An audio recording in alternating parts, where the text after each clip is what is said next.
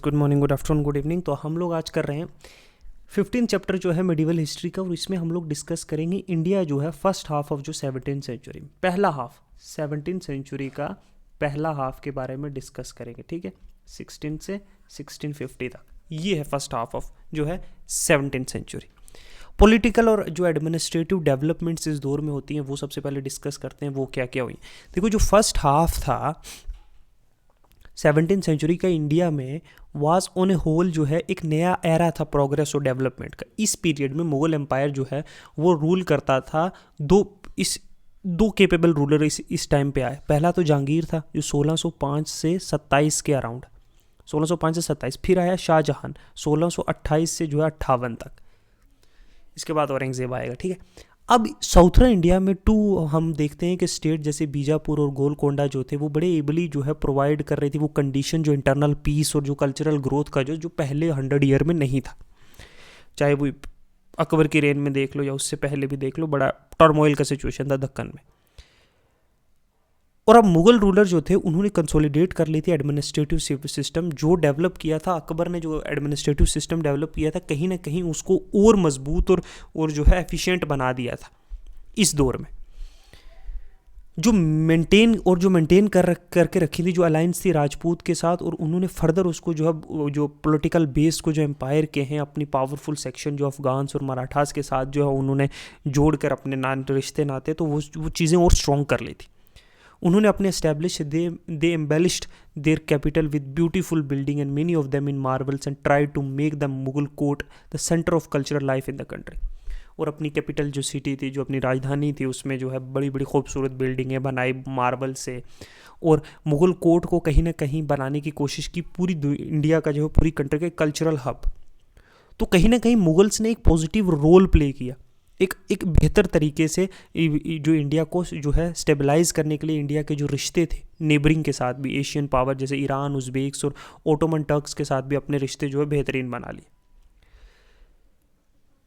ठीक है, और ये जो रिश्ते इन्होंने अच्छे किए, इनके साथ गुड रिलेशन थे, इससे कहीं ना कहीं जो है वो एक और नया एक बड़ा रास्ता, ग्रेटर एवेन्यू खोले इंडिया के फॉरेन ट्रेड के लिए भी। उन्हें मार्केट मिली, ट्रेड कंसेशन जो है यूरोपियन ट्रेडिंग जो कंपनीज ने दिए इनको एक प्रमोट करने के लिए, इंडिया का फॉरेन ट्रेड जो है बढ़ा। बट बहुत सारे नेगेटिव फीचर भी आए सरफेस पे इस पीरियड। जितनी जितनी जो ग्रोइंग, जितनी खुशहाली और प्रोस्पेरिटी आ रही थी, ruling class did not filter down to peasants. मतलब जो ये धन दौलत, जो ये खुशियाँ, जो ये फैसिलिटी थी, ये कहीं ना कहीं रूलिंग क्लास तक ही रही। उससे नीचे जो किसानों और वर्कर्स तक कभी नहीं पहुंची। वो आज भी जो है उसी तंगी और मुसीबत और मिजरी, बुरी हालत में जो है वो रह रहे थे।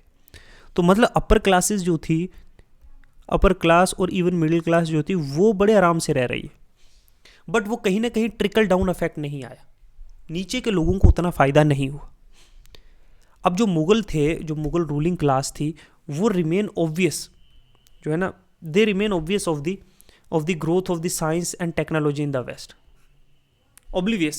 और प्रॉब्लम जो सक्सेशन ऑफ थ्रोन थी, कहीं ना कहीं वो भी इंस्टेबिलिटी क्रिएट कर रही थी। जो साइंस एंड टेक्नोलॉजी जो यूरोप में या बाकी जो वेस्टर्न वर्ल्ड में जो हो रही थी, वो भी कहीं ना कहीं मुगल्स में नहीं हुई। इंडिया कहीं ना कहीं साइंस एंड टेक्नोलॉजी में लैग किया। जो प्रॉब्लम थी सक्सेशन की, जो कि कौन तख्त पे बैठेगा, बहुत बार उसने भी बड़ी इंस्टेबिलिटी क्रिएट की, पॉलिटिकल सिस्टम को खतरा, और यहाँ तक कि इकोनॉमिक और कल्चरल ग्रोथ को भी खतरा दिखा। अब जहांगीर जो सबसे बड़ा बेटा था अकबर का, वो तख्त पे बैठता है बिना किसी मुश्किल के। उसके जो यंगर ब्रदर है वो मर जाता है during the life time Akbar के होते हुए। वो मैंने बताया था ना आपको, जब सेंट्रल इंडिया में कॉन्क्वेस्ट कर रहे थे तब मरा था एक्सेसिव ड्रिंकिंग की वजह से। होएवर शॉर्टली आफ्टर जो है जहांगीर जो है वो तख्त के बैठता है। उसका सबसे बड़ा बेटा जो खुसराऊ है ना, खुरसाऊ है, वो जो है वो बगावत कर देता है। और टसल जो है बाप और एंड सन के बीच में कि तख्त के लिए इज़ नॉट अनयूजुअल। ऐसा कोई अनयूजुअल बात नहीं थी उस दौरान, उस टाइम पे मेडिवल इंडिया में या मेडिवल वर्ल्ड में होता था। जहांगीर ने खुद अपने बाप के अगेंस्ट जो है बगावत की थी। ठीक है, एंड केप्ट द जो एम्पायर डिस्टर्ब्ड कुछ वक्त के लिए। होएवर जो खुसराऊ का रेबेलियन जो है वो बड़ा ही कम समय के लिए रहा, और जहांगीर ने उसको जो है लाहौर में एक जंग के दौरान एक जंग की हरा दिया, और सुन आफ्टरवर्ड उसको पकड़ के जो है जेल में डाल दिया। अब वी हैव ऑलरेडी सीन, हमें ये देखा है कैसे जहांगीर ने जो है जो मेवाड़ की जो लड़ाई थी उसको जो है ख़त्म कर दिया था, जो 40 साल से चली आ रही थी, और जो दक्कन की स्ट्रगल थी मलिक अंबर के साथ में, जो प्रिपेयर नहीं था एक्सेप्ट करने के लिए सेटलमेंट जो है अकबर के साथ में। अब देर वर कन्फ्लिक्ट, ईस्ट में भी कोई कन्फ्लिक्ट थी, ऑल थ्रू जो है अकबर ने कहीं ना कहीं अफगान्स की कमर तोड़ दी थी इस रीजन में, है ना। अफगान चीफ्स जो है वो अभी भी पावरफुल थे, जो वेरियस पार्ट जो ईस्टर्न बंगाल है वहाँ पे थे, जो प्रेजेंट बांग्लादेश है, आसाम है, और उन्हें सपोर्ट भी किया जाता। बहुत सारे हिंदू राजाज जो थे इस एरियाज़ के, वो जो है इन अफगान्स को जो है वो सपोर्ट भी करते थे। सच एज जो राजा ऑफ जैसुरा है या कामरूप है जो वेस्टर्न असम है, चाचर है, ये एरियाज़ के जो राजाज थे लोकल, वो इनको अफगान्स को सपोर्ट करते थे। अब टुवर्ड द एंड ऑफ उसकी रेंज जो हुकूमत है, अकबर ने जो है बुलाया राजा मान सिंह को, जो गवर्नर था बंगाल का, अपनी कोर्ट में, और उसकी during his absence Afghan chief ने क्या किया, ये राजा मान सिंह को बुलाया अकबर ने अपनी कोर्ट में, जो आगरा में या फतेहपुर सीकरी जहाँ भी होगी, जो गवर्नर था राजा मान सिंह बंगाल का।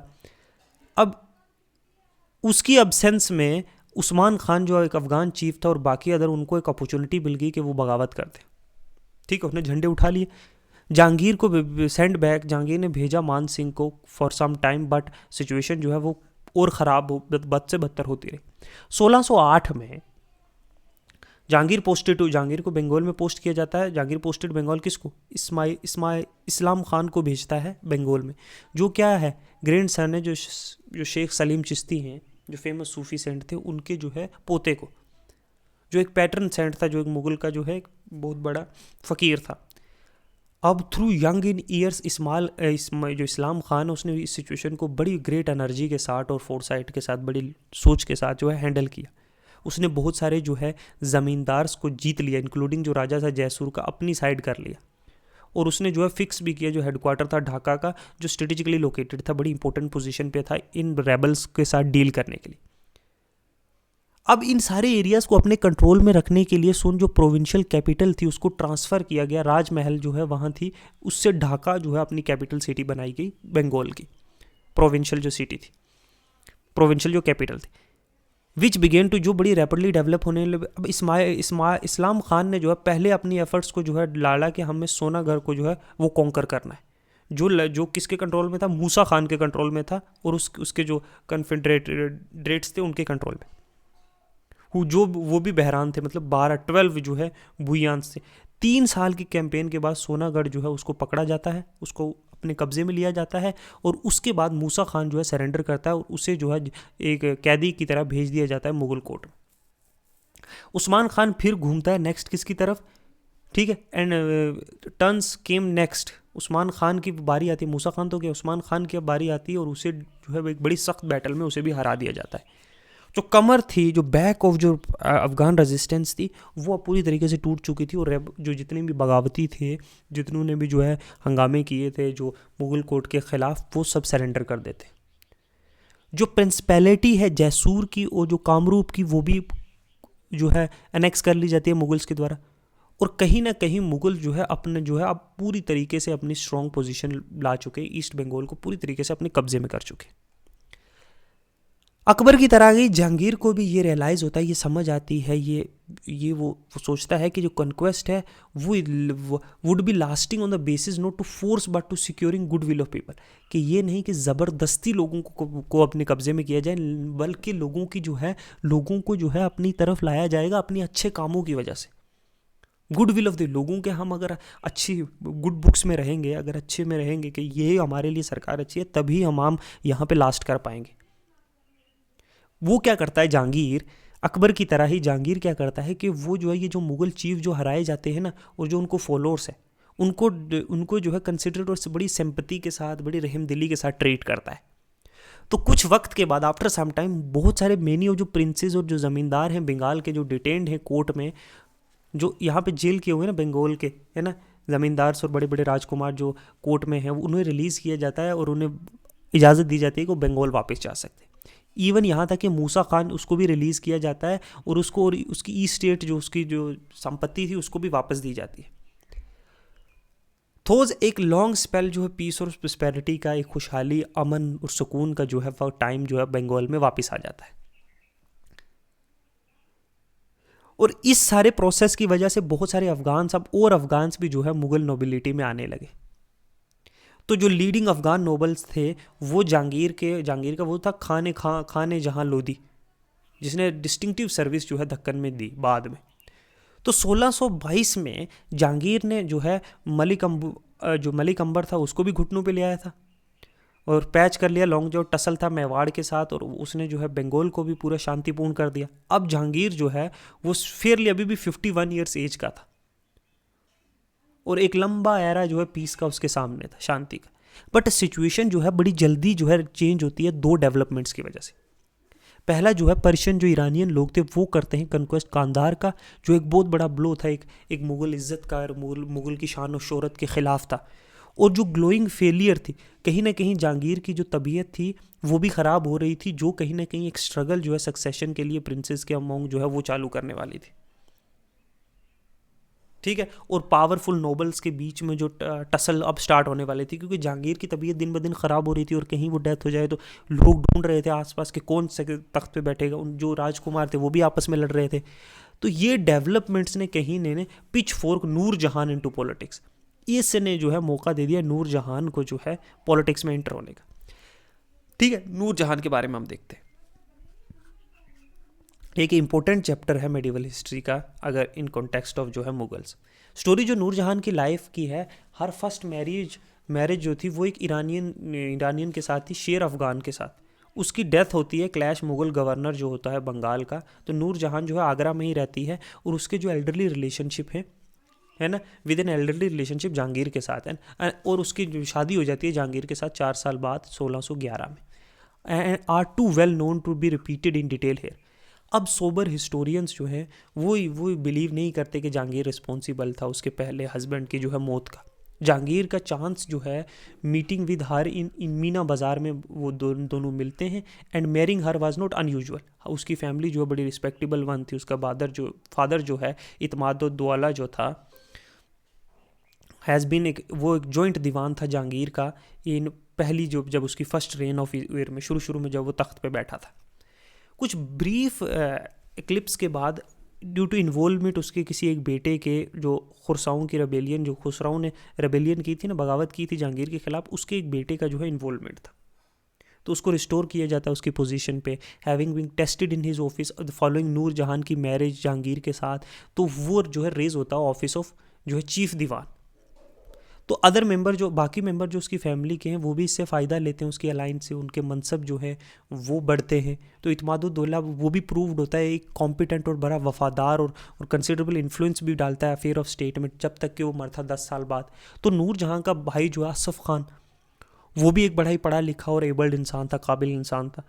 वो अपॉइंट किया गया था खाने सम्मान, एक पोस्ट होती है जो नोबल्स के लिए जो है रिजर्व्ड होती है, जहाँ एम्परर को जो है जिन पे पूरा भरोसा होता है वो होती है। उसने जो है जो है खाने खान जो आसफ, जब उसने अपनी लड़की की शादी की थी कुर्रम के साथ, शाहजहान के साथ, जो था हु वाज फादर का फेवरेट लड़का था, है ना। फॉलोइंग द रेबेलियन और इम्प्रिजनमेंट खुसराओं की जो है जेल होने के बाद शाहजहान उनका फेवरेट लड़का था जो है जहांगीर का। कुछ modern historians are of the opinion, ये भी ओपिनियन है कि अलोंग विद जो फादर और ब्रदर है अलायंस जो है कुर्रम के साथ, नूर जहाँ ने फॉर्म किया था एक ग्रुप ऑफ जुंटा जो मैनेज करता था जहांगीर को, सो दैट विदाउट बैकिंग या सपोर्ट कोई भी एडवांस नहीं कर सकता था कैरियर में। तो दैट दिस लेड टू, इससे कहीं ना कहीं डिवीजन आ गया था दोनों फ्रैक्शन में। तो नूर जहान के जो जुंटा थे और उसके जो ओपोनेंट थे, ये फर्दर आर्ग्यू किया जाता है कि नूर जहाँ के जो पॉलिटिकल एम्बिशंस थे जो उसके कि मैं कुछ अल्टीमेटली वही ब्रीच करते हैं बिटवीन हर एंड शाहजहां, और यही जो है ड्रोव शाहजहां, इसी से शाहजहां जो है बगावत करता है अपने बाप के खिलाफ 1622।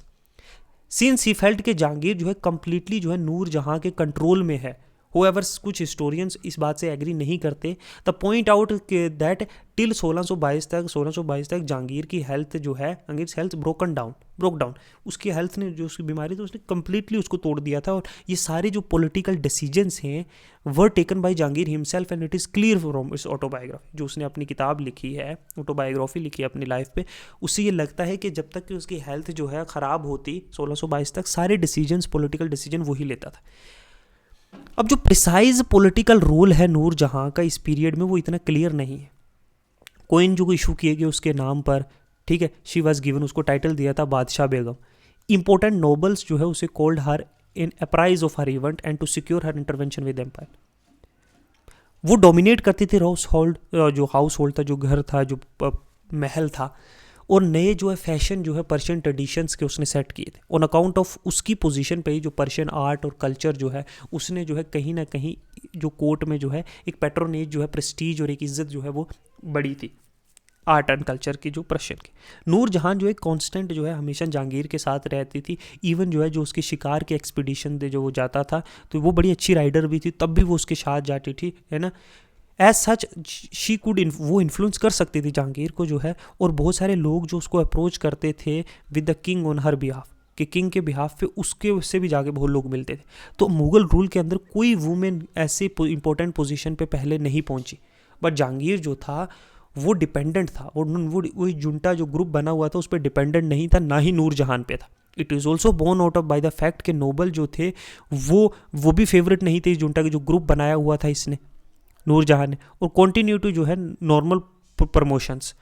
जो राइज हुआ शाहजहां का वाज ड्यू टू जो पर्सनल क्वालिटीज़ और उसकी अचीवमेंट से, रैदर देन कि नूरजहां उसको बैक कर रही थी, ये नहीं, बल्कि उसकी पर्सनल उसकी क्वालिटीज़ भी उसमें थी। वैसे शाहजहां जो थे ना उसके अपने एम्बिशन थे जो जिससे जहांगीर जो है वो वाज नॉट अनअवेयर।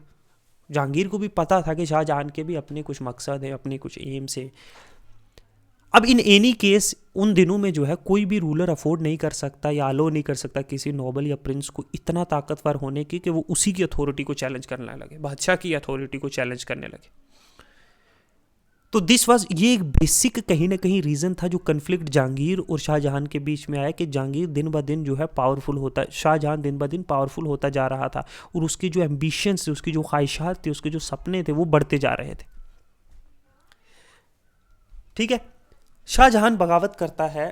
जो इमीडिएट कॉज होता है बगावत का शाहजहां का, कि वो मना कर देता है कांधार जाने से, जो क्या है जिस पे जो है चढ़ाई कर चुका है पर्शियन, जिस पे चढ़ाई कर चुके हैं उस शहर पे।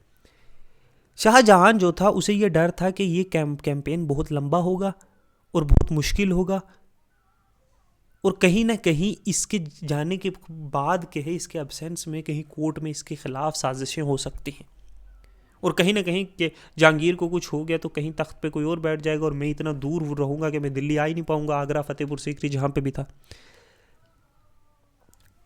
और हिंस वो बहुत सारी डिमांड्स जो है वो सामने रखता है, सच है कि पूरी कमांड जो है आर्मी की मुझे दी जाए, जिसमें इंक्लूड करते जो वेटरन्स थे जो बहुत सारे दक्कन में जो लड़े थे, कंप्लीट पंजाब के ऊपर मेरा कंट्रोल हो, कंप्लीट जो है कंट्रोल ओवर नंबर ऑफ जो इंपॉर्टेंट फोर्ट्स हैं एक्स्ट्रा। जहांगीर इससे बड़ा गुस्सा होता है इस एटीट्यूड से और कन्विंस्ड होता है कि प्रिंस जो है वो कहीं ना कहीं बगावत की तैयारी कर रहा है। उसने बड़े सख्त लेटर लिखे और बड़े सख्त पनिशमेंट के स्टेप, है ना, टुक प्यूनिटिव स्टेप्स विच ओनली, इससे सिचुएशन और ख़राब हो गई। और रिजल्ट हुआ एक ओपन ब्रिज फ्रॉम मांडू से where he was station. Shahjahan ने एक सडन डैश किया, आगरा पहुंचता है इन ऑर्डर टू वो कैप्चर करेगा जो ट्रेजरी है, जो ख़जाने हैं उनको जो है अपने कब्जे में करेगा। अब शाहजहां को पूरी बैकिंग थी दक्कन आर्मी की और जितने भी नोबल्स वहाँ पे थे। गुजरात और मालवा ने डिक्लेयर किया, Gujarat and Malwa declared for him that he had support for his father in law Asaf Khan. अब आसफ खान नूरजहां वो समझ रहे हो ना कि उसकी बैकिंग है अब, और नंबर ऑफ जो इंपॉर्टेंट नोबल्स थे उसके कोर्ट के। होवर जो बैटल हुई दिल्ली में शाहजहां को हरा दिया गया by force led by Mahabat Khan and he was saved from, जो कंप्लीटली डिफीट से सेव हो गया, बट वो हमें जो है बड़ी बहादुरी से जो है मेवाड़ की कंटिजेंट के सामने लड़ा। एक और आर्मी जो है भेजी गई फ्रॉम गुजरात फ्रॉम शाहजहां की तरफ से, और शाहजहां जो है वो hounded out to Mughal territories and compelled to take shelter in easterly enemies, जो दक्कनी रूलर से वहाँ जाकर उसको पनाह लेने। और वो क्रॉस करता है दक्कन से उड़ीसा में, और गवर्नर ऑफ बंगाल को जो है soon took the governor by surprise, and soon जो बंगाल बिहार है वो सारा उसके कंट्रोल में आ जाता है। महाबत खान अगेन जो है प्रेस्ड इनटू सर्विस, वो बड़ी एनर्जेटिक स्टेप लेता है और कम मजबूर करता है शाहजहां को कि वो रिट्रीट दोबारा से करे दक्कन में फिर से। अब इस बार वो अलायंस बनाता है मलिक अंबर के साथ, जो वंस अगेन जो है मुगल के साथ जंग में था। होएवर सुन शाहजहां लिखता है एक लेटर जो है माफ़ी का जहांगीर को। जहांगीर ऑल्सो फेल्ट कि ये जो है ये अब टाइम आ चुका है कि इसको माफ़ कर दो, और वो सबसे जो है एबल और सबसे काबिल और सबसे एनर्जेटिक उसका बेटा था, उसके साथ सलाह कर लो। बड़ा ही टर्निंग पॉइंट था ये लेटर। अब एज पार्ट ऑफ एग्रीमेंट दो शाहजहां के सन जो है दारा और औरंगजेब जो हैं उसे भेजा जाता है कोर्ट में as a hostage, Dara Siku और औरंगजेब। देखो क्या कौन से कि हॉस्टेज की तरह कि अगर तूने ये कहीं, और ट्रैक जो है दक्कन में वो असाइन किए जाते हैं शाहजहां के एक्सपेंसेस के लिए, और दिस वाज इन 1626। यहाँ पे एक और फिगर, एक और कैरेक्टर निकल के आता है, वो है महाबत खान। शाहजहां की बगावत जो है कहीं ना कहीं एम्पायर को जो है 4 साल के लिए पूरा जो है एम्पायर का ध्यान भटका के रखता है। इसकी वजह से कांधार जो है वो पर्शियन जीत जाते हैं, और कहीं ना कहीं इनको दक्कनीज को भी ये टाइम मिल जाता है वो अपनी सारी टेरिटरी रिकवर कर ले जो अकबर के टाइम इन्होंने सरेंडर की थी।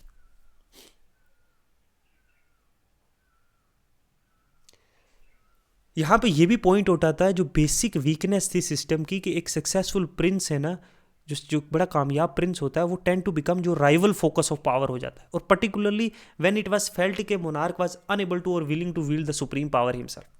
ये कोई सिस्टम में एक और दिक्कत है, जब कोई प्रिंस जो है ना वो पावर में राइज करता है या स्ट्रॉन्ग होता है, वो कैंपेन जीतता है, वॉर जीतता है, या स्ट्रॉन्ग गवर्नर होता है औरंगजेब की तरह, या उसने बड़े रेबेलियन ख़त्म किए हों, तो कहीं ना कहीं उसकी पावर और इन्फ्लुएंस जो है ना वो अब तख्त की तरफ चली जाती है। और तख्त पे अगर जो बैठा हुआ है वो अपनी पावर्स को उस तरीके से यूज़ ना कर पाए, एक स्ट्रॉन्ग मोनार्क ना हो और इन्फ्लुएंस होता हो, ईजिली मैनिपुलेट होता हो, तो कहीं ना कहीं ये रेबेलियन होने जो है वो इनेविटेबल है। अकबर के टाइम पे भी हुए, जहांगीर के टाइम पे भी हुए, शाहजहां के टाइम औरंगजेब ने किए। हाँ, औरंगजेब के टाइम पे नहीं हुए क्योंकि वो बड़ा स्ट्रिक्ट था, हुए औरंगजेब के भी बेटे ने किए, अकबर के बेटे ने किए, जहांगीर के बेटे ने किए, शाहजहां के बेटे, सब ने रेबेल किया एक्सेप्ट फॉर बाबर, वो रहा ही 3-4 साल।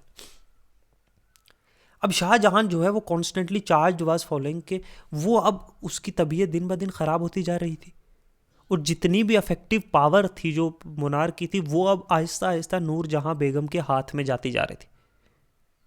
ये चीज़ जो है डिफ़िकल्ट था एक्सेप्ट करने के लिए, क्योंकि शाहजहां के जो फादर इन लॉ था असफ खान, वो एक इंपीरियल दीवान था। ऑल थ्रू जो पूर हेल्थ थी, जहांगीर जो है वो अभी भी मेंटली अलर्ट था, और कोई भी डिसीजन जो है उसकी मर्जी के खिलाफ नहीं जाता था। अब जहांगीर की जो बीमारी थी उसने और ख़तरा पैदा किया, जो एम्बिशियस जो नोबल थे, जो ये जो ख्वाहिशों से भरे हुए थे, कि एक सिचुएशन जो है ग्रेट सुप्रीम पावर की उनके हाथ में आ जाए, कि जो डिसीजंस मेकिंग की नोबल्स के हाथ में आ जाए। जब किंग वीक हो तो नोबल्स हमेशा सोचते हैं कि हमारे हाथ में पावर है, हम किंग मेकर बने। एक अनएक्सपेक्टेड एपिसोड होता है जिससे ये सब चीज़ें, महाबत खान जो है वो प्ले करता है एक लीडिंग रोल, जो डील करता है शाहजहां के जो है ये बगावत के साथ, एंड हैव बीन फीलिंग जो है डिसग्रंटेड बिकॉज सर्टन एलिमेंट जो है कोर्ट में वो बड़ी ईगरली जो है clip his wings following the end of जो है प्रिंस रैप। अब जो है समन किया जाता है कोर्ट में ऑन अकाउंट के Mahabat Khan came with a trusted body Rajput के साथ, और सीज करता है एम्परर को to opportunate movement with the royal camp was crossing the river of Jhelum on its way to Kabul. अब नूरजहां जो है who had not been apprehended, जिसे नहीं पकड़ा गया, और वो स्केप कर जाती है रिवर को, जब शाहजहां के ये जो है महाबत खान राजपूत से मिलके जो है ये सीज करते हैं, एम्परर को पकड़ते हैं, नूरजहां जो भाग जाए। Nurjahan who was not been apprehended वो स्केप कर जाती है ना across the river, but an assault against Mahabat Khan जो है वो फेल हो जाता है। अब नूरजहां एक और रास्ता अब अपनाती है, वो सरेंडर करती है अपने आप को महाबत खान को, इन ऑर्डर टू कि वो जो है जहांगीर के नज़दीक रह सके। 6 महीने के अंदर वो एडवांटेज लेती है ऑफ मिस्टेक कमिटेड, जो महाबत खान एक गलती करता है, who was a soldier but not a diplomat, या कोई एडमिनिस्ट्रेटर या कोई डिप्लोमैट नहीं था, वो एक सोल्जर था। अब अनपॉपुलैरिटी जो है राजपूत सोल्जर्स के अंडर आ रही थी। नूर जहान बड़ी एक एबल वीन थी, was able to wean away most of जो नोबल्स थे महाबत खान की साइड, वो अपनी तरफ ले आती है। अब महाबत खान जो है वो जो है जहांगीर को छोड़ के भाग जाता है कोर्ट से। सम टाइम लेटर वो ज्वाइन करता है शाहजहां को दक्कन में, where he was biding his time. अब जो हार है महाबत खान की, वो ग्रेटेस्ट विक्ट्री है जो नूर जहां ने अटेन की थी अपने करियर में। ये it was due no small measure उसकी जो कूल करेज और सेक्सिटी थी, जो चालाकी और जो एकदम ठंडे मिजाज से सोचने की थी, उसने कहीं ना कहीं जो है जहांगीर को भी बचाया, खुद नूर जहां भी बची और महाबत खान के चंगुल से निकल गए। होएवर नूर जहां की ये जो जीत थी ना, ये बड़े कम अरसे के लिए रही। 1 साल से भी कम में जहांगीर जो है वो अपनी आखिरी सांसें लेता है, और नॉट ज़्यादा दूर नहीं, लाहौर से 1627 में। द विली एंड श्रूड जो असफ खान है, जो अपॉइंट था, वकील किया गया था भाई जहांगीर ने अपॉइंट किया था वकील याद है ना वो हमने जब बहराम खान और वो पढ़ा था, जब वो 13 साल का, जब अकबर जो है गद्दी पे बैठा था। हु हैड बीन केयरफुली, वो प्रिपेयर कर रहा था एक ग्राउंड के अपने सन इन लॉ शाहजहां को तख्त पे बिठाएगा।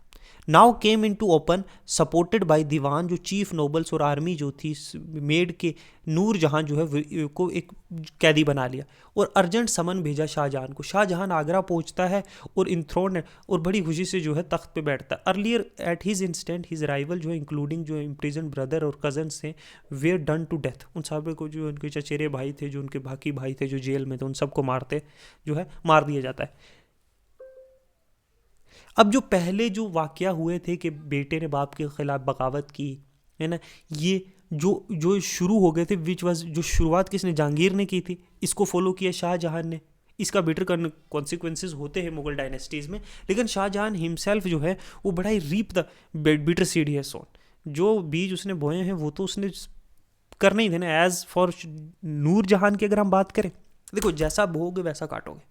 शाहजहां के साथ भी फिर औरंगजेब वही करेगा जो इसने किया था जहांगीर के साथ, और जो जहांगीर ने किया था। ठीक है, अब अगर हम नूर जहान की बात करें, आफ्टर जो है अटेनिंग द थ्रोन, जो है शाहजहां ने फिक्स कर दिया सेटलमेंट, उसके साथ भी सेटलमेंट किया। उसने एक रिटायर्ड लाइफ जी 18 साल, है ना, till her death 18 year later. ठीक है, एक रिटायर्ड लाइफ, और वो उसे जो है लाहौर में दफना दिया गया नूर जहान को। अब शाहजहां की रेन चलती है 1628 से 58 तक, मतलब 20 साल की, और फुल ऑफ बहुत सारी एक्टिविटीज़ हैं जो ऑलरेडी हमने पढ़ी हैं। दक्कन की पॉलिसी शाहजहां की, वो शल अब हम टर्न करेंगे उसकी फॉरेन पॉलिसी मुगल की, जो रीच करती है एक हाई वाटर मार्क शाहजहां के अंडर। बाकी जो नेबरिंग कंट्रीज़ के साथ उसकी कैसी रिलेशनशिप थी, फॉरेन कंट्रीज़ के साथ उसकी कैसी रिलेशन थी, वो हम डिस्कस करेंगे। ठीक है, अब जो फॉरेन पॉलिसी मुगल्स की, हमने we have seen how following जो ब्रेक, जो तैमुराइद एम्पायर कैसे टूटा सेकेंड हाफ ऑफ 15वीं सेंचुरी में। 3 पावरफुल एम्पायर आए, उज़्बेक, है ना, उज़्बेक्स, साफियद और ओटोमन एम्पायर बने एक तो, और उन्होंने इस्टेब्लिश की अपनी जो सेंट्रल एशिया में जो ईरान तुर्की और में जो है kingdoms in central Asia, Iran और तुर्की में। आज उज़्बेक थे वो जो थे, ये जो उज़्बेक्स हैं, ये सारे तैमुराइद एम्पायर के ब्रेकडाउन से हुए, और वहीं तैमुराइड एम्पायर के ब्रेकडाउन से एक मुगल एम्पायर इंडिया में बना। ठीक है, जो तैमूर के लिनिएज से सब लोग थे। अब जो नेचर ऑफ एनिमी, ये जो हैं, ये उज़्बेक जो थे, ये नेचुरल एनिमी थे किसके, मुगल्स के। हैविंग बीइंग जो रिस्पॉन्सिबल है एक्सपल्जन, जो बाबर को निकाला था वहाँ से समरकंद से, और बाकी तैमुराइद प्रिंसेस को समरकंद से, और उनके जो नज़दीकी जो कुरुसान के एरियाज थे। एट द सेम टाइम जो उज़्बेक का क्लैश था, जो राइजिंग पावर, जो सफ़ाइद एम्पायर जो ईरान में था, उनके साथ भी इनकी नोक झोंक चलती थी, क्योंकि ये सफ़ाइद एम्पायर इनको बड़ा इन्फीरियर समझते थे, और वो क्लेम भी करते थे जो कुरासान का जो एरिया वो हमारा है। अब जो कुरासानियन प्लेट्यू है, जो लिंक करता है ईरान और सेंट्रल एशिया को, और जो ट्रेड रूट है चाइना के साथ और इंडिया के साथ, वो कुरासान वैली से होकर आता है। तो ये बड़ा नेचुरल था कि सफ़ाइद और मुगल जो है वो अगट्ठे एक अलाइड होंगे, और उज़्बेक का जो ख़तरा है उसको हैंडल करेंगे। स्पेशली कि कोई जो फ्रंटियर डिस्प्यूट इन दोनों के बीच में नहीं है। एक एक्सेप्शन है, कांदार को छोड़ दो अगर आप। तो उज़्बेक्स ने क्या ट्राई किया,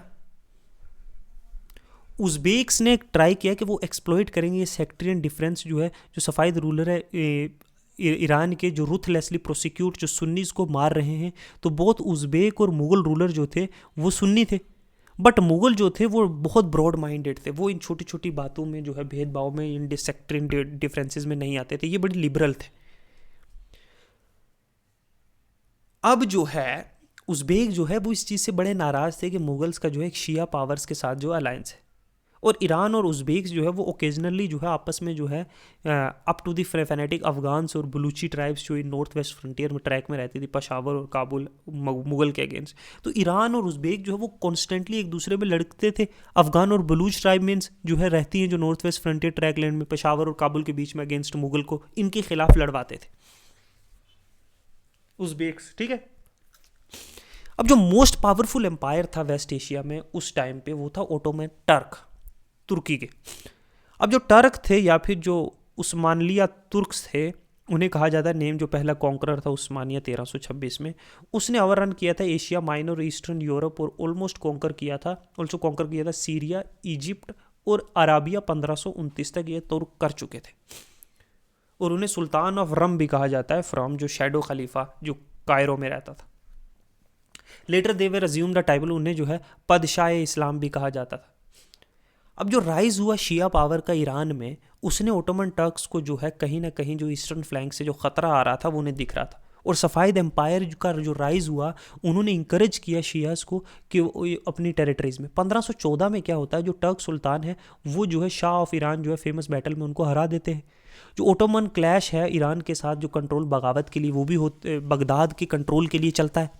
ऑल्सो जो जो नॉर्दर्न ईरान है या अराउंड जो इरवन है, जो ग्रेजुअली एक्सटेंड कर रहे थे अपना कंट्रोल कोस्टल एरिया में, अराबिया के अराउंड, और बिड कर रहे थे पोर्तुगीज से पर्शियन भी, गल्फ और इंडियन वाटर्स भी, ओटोमन। अब ओटोमन का ख़तरा जो है वेस्ट से, उसने कहीं ना कहीं पर्शियंस को जो है वो पर्शियंस को, ईरानियन को, सफ़ाइद को मजबूर किया कि वो मुगल्स को अपना दोस्त बनाए।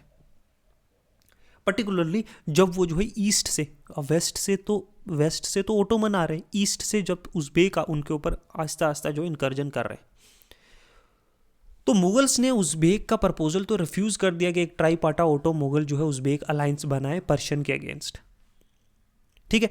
And it would have upset Asian balance of power and left them alone to face the might of Uzbek. अब अलायंस जो था ईरान के साथ वो भी हेल्पफुल था प्रमोट करने के लिए सेंट्रल एशिया का ट्रेड। अगर मुगल की एक स्ट्रॉन्ग नेवी होती, had a strong navy, they might perhaps, उन्होंने एक क्लोज अलायंस बना लेते तुर्क के साथ, जो एक नेवल पावर थी और इंगेज थी एक स्ट्रगल में जो नेवी यूरोपियन पावर के साथ मेडिटेरेनियन में। एज इट वाज जो मुगल थे वो जो है चेरी ऑफ क्लोजर रिलेशनशिप था उनका तुर्की के साथ, since they were not prepare to countenance to claim of superiority, जो तुर्की सुल्तान ने बनाई थी एज ए खलीफा। तो दे वर सम ऑफ द फैक्टर जिन्होंने शेप किया जो है, ये कुछ फैक्टर्स थे जिसने फॉरेन पॉलिसी जो है मुगल्स की को शेप किया। उज़्बेक्स ने बड़ा मेन रोल प्ले किया हमेशा से इस हिस्ट्री में, जो सेंट्रल एशिया की हिस्ट्री है अब बाबर के इंडिया आने के बाद। अकबर और उज़्बेक 1510 में डिफीट होती है उज़्बेक्स के चीफ की, शैबानी खान की, ठीक है। उज़्बेक्स चीफ जो है, डिफीट ऑफ उज़्बेक चीफ जो शैबानी खान होता है भाई सफ़ाविद के द्वारा होता है। बाबर जो ब्रीफली जो है थोड़े अरसे के लिए समरकंद को अपनी हिफाजत में करता है, ठीक है, अपना जो है कब्जा करता है। ऑल थ्रू जो है बाबर जो है उसको ये सिटी छोड़नी पड़ती है जब उज़्बेक जो है एक शार्प्ड हाफ जो है पर्शियन को फिर से हराते हैं, और help extend by Persian monarch establish करता है एक ट्रेडिशनल फ्रेंडशिप मुगल्स और सफ़ाविद के बीच। लेटर हुमायूं भी वो भी रिसीव करता है हेल्प जो है सफ़ाविद मोनार्क से। शाह जो है तामस्प जो है हु हैड फोर्ट, उसने जो है इसको पनाह दी थी अपने कोर्ट में जब जो है शेर शाह सूरी ने इसको इंडिया से निकाल दिया था। तो जो टेरिटरी है उज़्बेक्स की वो बड़ी जल्दी 1507 में फैलती है। अब्दुल्ला खान उज़्बेक के अंदर जो 1572 से 73 में अब्दुल खान उज़्बेक जो वो सीज़ कर लेता है जो बल्क जो है ना, जो बदख्शां के नज़दीक है, जो सर्व करता है काइंड ऑफ एक बफर स्टेट मुगल और उज़्बेक्स के बीच में। 1577 में अब्दुल्ला खान जो भेजता है एक एम्बेसी अकबर को, प्रपोज करता है कि हम टू पार्टीशन ईरान आफ्टर जो डेथ जो Shah Tahmasp 1500 Iran was passing through जो एक फेज़ ऑफ एनार्की और डिसऑर्डर से। अब्दुल उज़्बेक जो है वो अर्ज करता है अकबर से, कहता है कि उसे लीड करनी चाहिए एक्सपीडिशन जो है इंडिया से ईरान में, in order to that they में जो यूनाइट कर सके एफर्ट्स जो इराक की कुरान और फारस को ठीक है, फ्रॉम जो शियाज की जो है इनसे पनाह से जो है चगुल से निकाल के और एक इकट्ठा कर सके। अकबर जो है वो इस अपील से जो है ये जो सेक्टेरियन नैरोनेस है, जो जो डिफरेंट सेक्ट्स के बीच में ये जो डिवीजन है, ये इसको पसंद नहीं करता, वो बड़ा लिबरल होता है। तो एक स्ट्रॉन्ग ईरान जो है वो बड़ा ज़रूरी था टू कीप द रिजेंटलेस, जो उज़्बेक से उनको अपनी जगह पे रखने के लिए। नहीं तो अगर स्ट्रॉन्ग ईरान ना होता तो अब तक जो है Uzbeks could have overrun the पूरा सेंट्रल एशिया और इंडिया पे आप जो है हुन्स की तरह जब वो गुप्ता एम्पायर में जो अटैक करते नॉर्थ वेस्ट में, ये घुस चुके होते इंडिया में। At the same time Akbar को कोई ये ख्वाहिश नहीं थी कि वो उज़्बेक्स में जो है जाके उनके जो है मामलों में जो है जाके वो घुसे, अनलेस कि कोई डायरेक्टली जो है ख़तरा काबुल को हो या इंडिया के जो इंडियन पोजीशन है उसका, जो अकबर की जो एम्पायर है उसमें अगर कोई अटैक हो। तो ये एक की थी कि मैं किसी के मामले में तब तक नहीं जाके घुसूंगा जब तक कोई मेरे आके मेरी जो एम्पायर है उसको कोई छेड़छाड़ करेगा। ये एक की फॉरेन पॉलिसी थी अकबर की। अब्दुल उज़्बेक जो है वो अप्रोच करता है ओटोमन सुल्तान को और प्रपोज करता है कि हम एक अलायंस करते हैं, ट्राईपाटा, 3 है ना, सुन्नी पावर्स जो हैं अगेंस्ट जो है ईरान, है ना, हम तीनों जो सुन्नी पावर्स है ओटोमन, उज़्बेक और जो है अकबर का जो मुगल है, वो हम अलायंस करते हैं ईरान के against. As if in reply to this Akbar return embassy भेजता है उज़्बेक को, इन विच वो पॉइंट आउट करता है कि डिफरेंसेस जो है लॉ एंड रिलीजन में उसको रिगार्ड नहीं किया जा सकता है एक सफिशेंट जो ग्राउंड कॉन्क्वेस्ट के लिए, कि डिफरेंसेस बिटवीन रिलीजन, जो हमारे मज़हब में डिफरेंसेस हैं और कानून जो लॉज हैं, उनको एक जो है एक मुद्दा बनाकर हम किसी की टेरिटरी में घुस के उसको कन्क्वेस्ट नहीं, उसको कब्जा नहीं कर सकते। जितने भी ये डिफ़िकल्टी फेस कर रहे थे पिलग्रिम्स जो है जो मक्का को जाते हैं, ही पॉइंटेड के जो कन्क्वेस्ट है गुजरात का ए न्यू रूट वो ओपन करता है हज पिलग्रिम्स को। जो हज पे जाने वाले लोग हैं, जो डिफ़िकल्टीज़ जो सेंट्रल एशिया में आ रही थी, वो ये हज के लिए इधर से जाएंगे। उसने एम्फसाइज़ किया जो पुरानी दोस्ती है ईरान के साथ, और Abdul Khan Uzbek for making insulting reference to सफ़ियत। ठीक है, उसने पुरानी दोस्ती ईरान से कायम की और ये सारी चीज़ें की। अब अकबर का जो इंटरेस्ट था सेंट्रल अफेयर्स, एशियन अफेयर्स में, वो रिफ्लेक्ट करता है उसका जो है हिम गिविंग, उसने जो है तैमुराइद प्रिंस जो है मिर्ज़ा सुलेमान को जो उसने पनाह दी अपने कोर्ट में। ये भी दिखाता है जो है बदख्शां से जो है निकाल फेंका था उसके ग्रैंडसन ने। अब्दुल फजल कहता है कि Khyber pass was made fit for wheeled travel, मतलब जो है ये जो टायर जो है ना, ये जो व्हील्स वाली गाड़ी के लिए भी अब फिट था कि वो ट्रैवल कर सकती हैं। ठीक है, Khyber pass, and that was due to fear of Mughal. जो गेट था बल्क का वो यूजुअली कीप क्लोज्ड, बल्क का जो गेट था वो हमेशा बंद रखा जाता था जहाँ से तैमूर भी इंडिया आया था। किसके डर से? मुगल्स के डर से। इन ऑर्डर टू फोरस्टाल जो इन्वेजन है बदख्शां का, जो है बदख्शां का इन्वेजन, अब्दुल उज़्बेक जो है fomented trouble among the tribesman in the north west frontier through his agent Jalal, and who एक रिलीजियस फैनेटिक्स था। ये सिचुएशन जो है so serious that Akbar has to move to Attock. It is during these operation that Akbar lost one of his best friend Raja Birbal in the attack of Khyber pass. तो Uzbek बड़ा पंगा करते हैं, वो पीरों फ़कीरों को जो उसके होते हैं, वो ट्राइबल मैन जो है वो इनको यहाँ भेज के, एक रिलीजन का फैनेटिक्स था कोई झूठा देव पीर उनका, तो ये यहाँ के जो है ट्राइब मैन को भड़काते हैं और रेबल करने पे मजबूर करते हैं। इसकी वजह से जो है अकबर को अटक जाना पड़ा और इन्हीं जो लड़ाई झगड़ों में बीरबल की भी डेथ होती है, बैटल जो खैबर पास में होती है। तो 1585 में जो है अब्दुल उज़्बेक जो है वो सडनली जो है बदख्शां को जो है अपने कब्जे में कर लेता है। दोनों मीर सुलेमान और उसके जो पोता होता है वो जो है अकबर की कोर्ट में आके पना लेते हैं और उन्हें सूटेबल मनसब भी दिया जाता है, रैंक दिया जाता है। Meanwhile with the death of उसका हाफ ब्रदर मिर्ज़ा हाकिम की डेथ होती है 1585 में, तो अकबर जो है वो जो है नेक्स्ट कर लेता है काबुल और उसके जो जितने भी डोमिनियंस होते हैं। तो जो मुगल और उज़्बेक के फ्रंटियर हैं वो अब आमने सामने थे, साइड बाय साइड थे, क्योंकि अब काबुल भी कब्जा कर लिया 1585। अब अब्दुल्ला खान उज़्बेक जो है वो अब भेजता है एम्बेसी अकबर को। अकबर रिसीव करता है जब वो अटोक में होता है, रिवर इंडस में, ठीक है, अटक में। अकबर कंटिन्यू रखता है अपना प्रेजेंस इस फ्रंटियर में और ही हैज़ मेड, उसने अब्दुल उज़्बेक को जो है बड़ा अनईजी कर दिया था। मीनवाइल जो उज़्बेक थे वो सक्सीड होते हैं कैप्चरिंग फ्रॉम ईरान जो मोस्ट ऑफ द जो टेरिटरीज हैं, जो कुरासान की जो वैलीज थे, जो टेरिटरीज थे, वो जो है उज़्बेक अपने कब्जे में ले लेते। अब इस सारी सिचुएशन में इट अपीयर्स बेस्ट, ये सबसे बेहतरीन था अकबर के लिए कि वो अब टर्म्स में आए उज़्बेक चीफ्स के साथ जो है वो अब सुलह कर ले। हिंस वो क्या करता है कि वो अपने एजेंट्स को भेजता है अब्दुल्ला खान उज़्बेक को एक लेटर के साथ, और एक वर्बल मैसेज भी देता है, मुँह ज़ुबानी जो मैसेज होते हैं। यहाँ लगता है कि एग्रीमेंट जो वाज मेड के डिफाइन किया गया कि हिंदू कुश को जो है, जो हिंदू कुश माउंटेन है, उसको हम बाउंड्री बनाएंगे अपने दोनों, ठीक है, बिटवीन द टू, कि उज़्बेक्स, ठीक है, उज़्बेक्स और मुगल्स के बीच में, मुगल्स के बीच की जो बाउंड्री है वो हिंदू कुश, ठीक है, ये अकबर जो है भेजता है, ठीक है। और इट अप्लाइड के Mughal giving up their interest, जो बदक शाह का जो इंटरेस्ट था और जो बलक का था, वो कहीं ना कहीं मुगल छोड़ रहे हैं और हिंदू कुश तक रह रहे हैं, जो रूल की जा रही थी तैमुराइद प्रिंस के द्वारा 1585 तक। ये भी अप्लाई करता है कि उज़्बेक जो है वो क्लेम नहीं करेंगे काबुल और कांधार को, वो मुगल के पास आएगा। थ्रू जो है नाइदर पार्टी ने अपना जो फॉर्मली ये क्लेम अपना कभी भी नहीं छोड़ा, और एग्रीमेंट किया कि मुगल के जो डिफेंसिव फ्रंटियर हैं वो हिंदू कुश है, और अकबर ने कंप्लीट किया अपना ऑब्जेक्टिव, एक साइंटिफिक एक डिफेंसिव फ्रंटियर बना के कांधार को 1585 में, ठीक है, फ्रंटियर बना दिया कांधार पे कब्जा करके। इन एडिशन टू दिस 1586 से अकबर जो है वो लाहौर में रहा, ठीक है, इस सिचुएशन को देखने के लिए 10 साल के 8 साल शायद। फिर वो आगरा के लिए जाता है, ओनली आफ्टर जो है अब्दुल खान उज़्बेक की डेथ जब 1598 में होती है, तभी वो जो है वहाँ से आगरा जाता है। तो डेथ के बाद जो उज़्बेक जो है वो बंट जाते हैं एक छोटी छोटी प्रिंसिपैलिटी में, और जो ख़तरा था मुग़ल के लिए वो है कंसिडरेबल टाइम में वो पूरी तरीके से ख़त्म हो जाता है। तो उज़्बेक का ख़तरा तो था। अब रिलेशनशिप ईरान के साथ, और जो सवाल है कांधार का, वो क्या, question of Kandahar and relationship with Iran. जो ड्रेड है, जो ख़तरा था उज़्बेक पावर्स का, वो सबसे बड़ा फैक्टर था जिसने सफ़ाविद एम्पायर और मुगल्स को अगट्ठे लाया। और डिस्पाइट के जो उज़्बेक का जो कोशिश थी कि हम एंटी शिया एक सेंटिमेंट्स जो है अगेंस्ट ईरान करें, और मुग़ल जो है वो डिसलाइक जो है ये इस तरह की इंटॉलरेंट पॉलिसीज़ को जो अडॉप्ट की गई थी सफ़ाइद रूलर्स के द्वारा, ठीक है, ऐसी फूट डालें।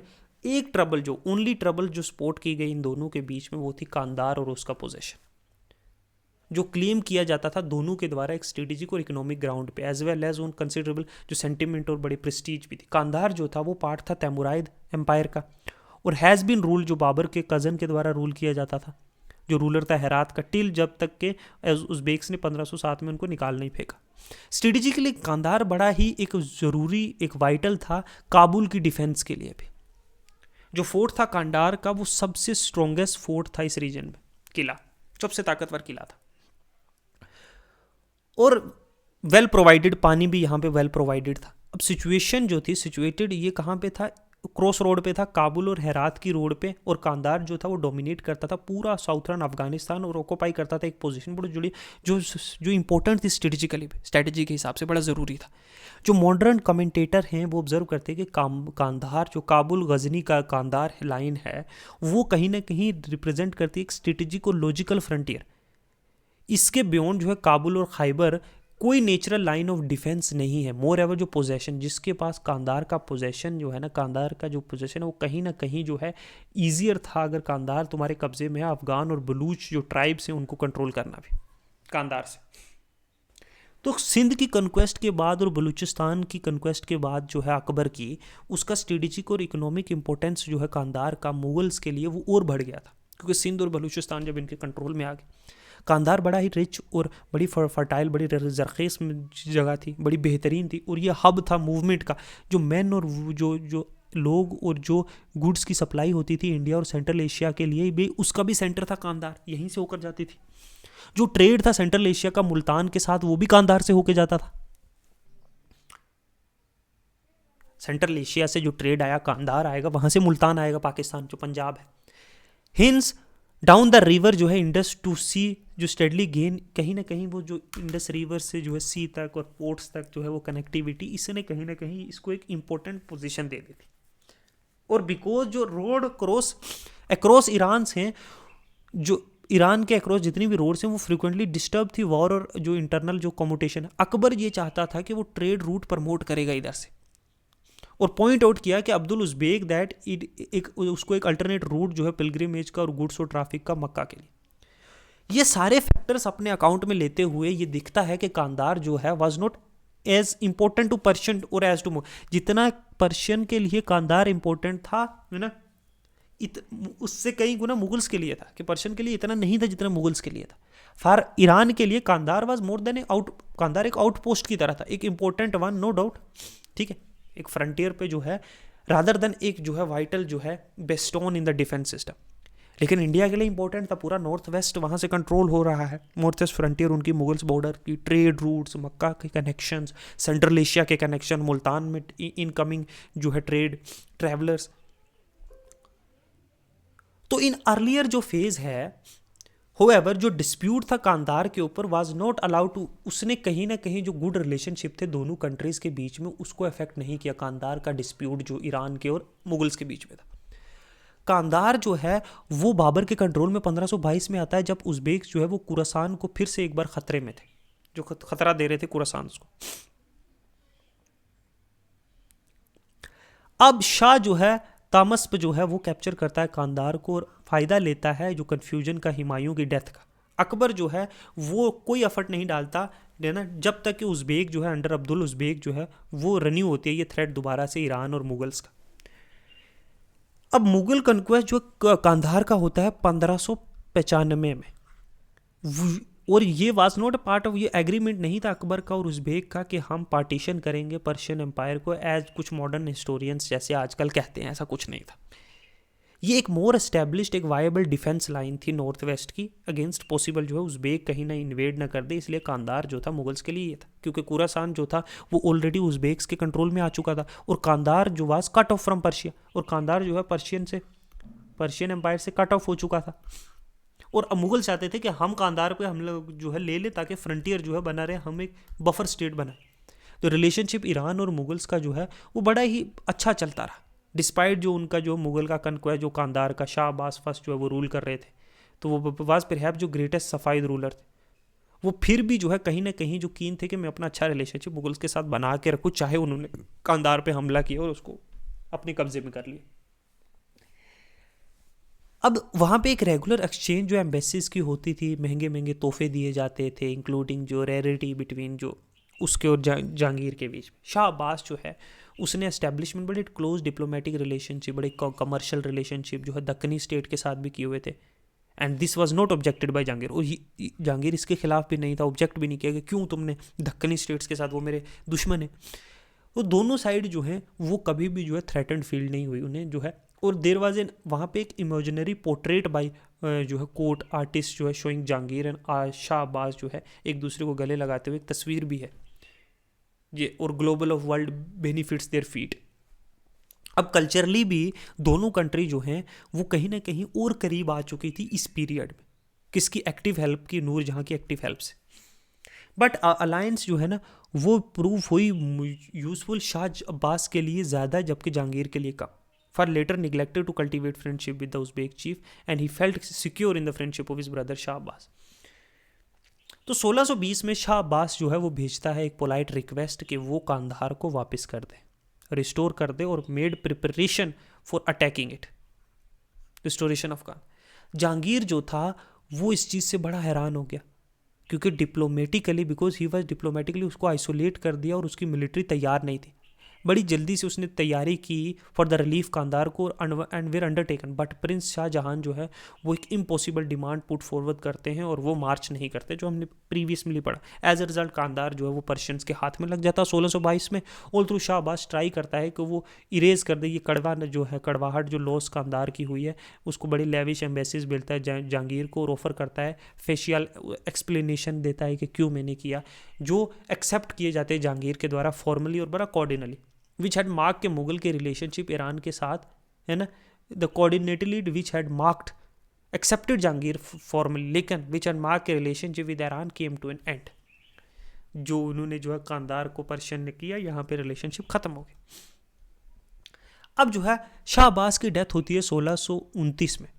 There was a disturbance in the Iran में जो डिस्टर्बेंस हो जाता है, इस चीज़ का फ़ायदा लेते हुए वो दक्कन के अफेयर से तो फ्री हो चुका था। शाहजहां जो है इंड्यूस्ड अली मर्दन खान के जो पर्शियन गवर्नर था कांधार को वो जो है मुगल की साइड आ जाए, ठीक है, defect to the side of Mughal. 1638 में जो है कांधार का जो गवर्नर है वो मुगल्स की साइड जो है उसको इन्फ्लुएंस किया जाता है कि वो तुम मुगल्स की तरफ आ जाओ, अली मर्दन खान को 1638, तकरीबन 9 साल के बाद।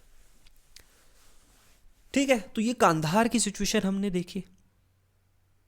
अब देखते हैं शाहजहां का जो है बल्क कैंपेन। अब बट द कंक्वेस्ट जो कांधार का था वाज ओनली एक मीन और टू एन एंड था।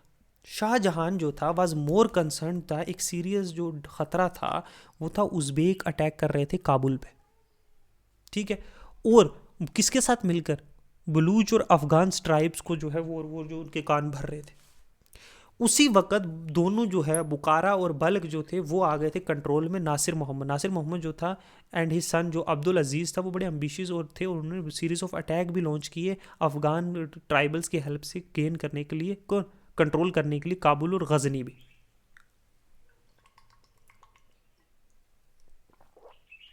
होएवर सुन आफ्टर अब्दुल अजीज जो है वो हेडेड, अब्दुल अजीज जो है कौन, अब्दुल अजीज जो है वो है, उसने एक बगावत को हैंडल किया जो उसके अगेंस्ट हुई थी और उसके फादर के अगेंस्ट, और बल्क जो है वो कंट्रोल में रहता है नासिर मोहम्मद जो अपील करता है शाहजहां को उसकी मदद के लिए, securing from the side of.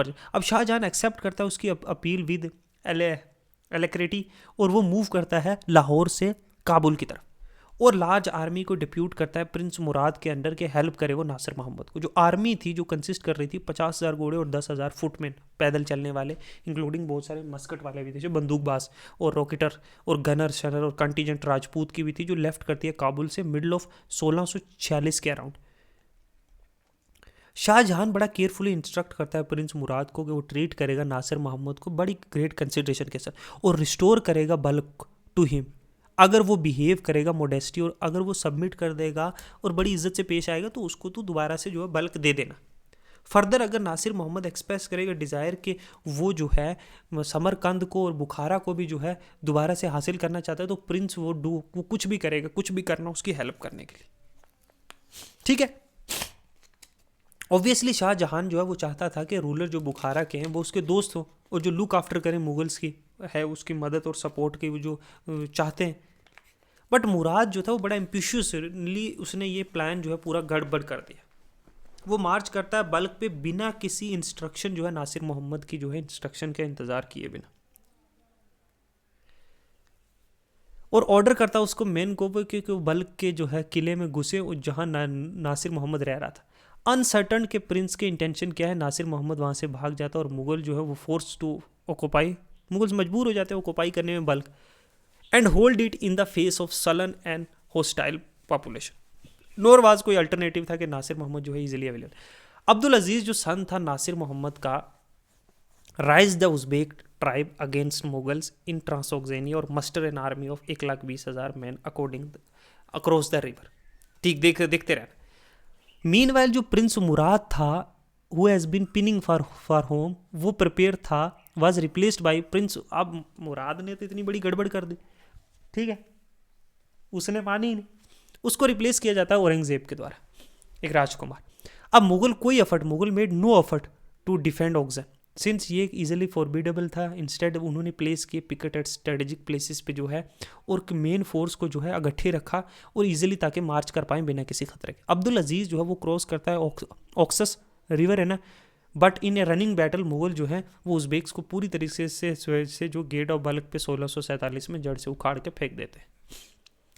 जो जीत है मुगल्स की बल्क में वो कहीं ना कहीं एक निगोसिएशन का रास्ता बनाती है उज़्बेक्स के साथ। उज़्बेक सपोर्टर जो है अब्दुल अजीज़ के वो कहीं मेल्ट अवे हो जाते हैं और now over tune to Mughals की तरफ आ जाते हैं। अब नासिर मोहम्मद जो है जिसने जो है पर्शियंस के यहाँ पे जो है पनाह लिया, वो भी मुगल्स की तरफ अप्रोच करते हैं कि रिस्टोर किया जाए इसको अब्दुल अजीज़ को उसका एम्पायर।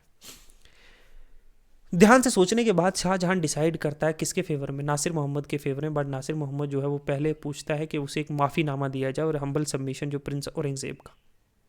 ये एक मिस्टेक थी, सिंस के जो प्राउड जो बहादुर उज़्बेक रूलर थे वो unlikely to deem himself in this way, particularly when he knew कि ये एक इम्पॉसिबल है किसी मुगल के लिए कि वो होल्ड करे बल्क किसी लेंथ ऑफ टाइम के लिए। अब after waiting vainly for Nasir Mohammad के वो अब पर्सनली आए, मुगल बालकल छोड़ देते 1627 में, क्योंकि वहाँ ठंडी हो जाती है, ठंडी आ रही है ना, और कोई सप्लाई भी नहीं है बल्क में। जो रिट्रीट होता है nearly turn into a route and hostile band of Uzbek जो हॉवरिंग अराउंड, और दे थ्रू मुगल जो है सफ़र करते हैं बहुत सारी लॉसेस और फर्मनेस ऑफ, कहीं ना कहीं जो औरंगजेब की फर्मनेस थी वो इस डिज़ास्टर से बचाती।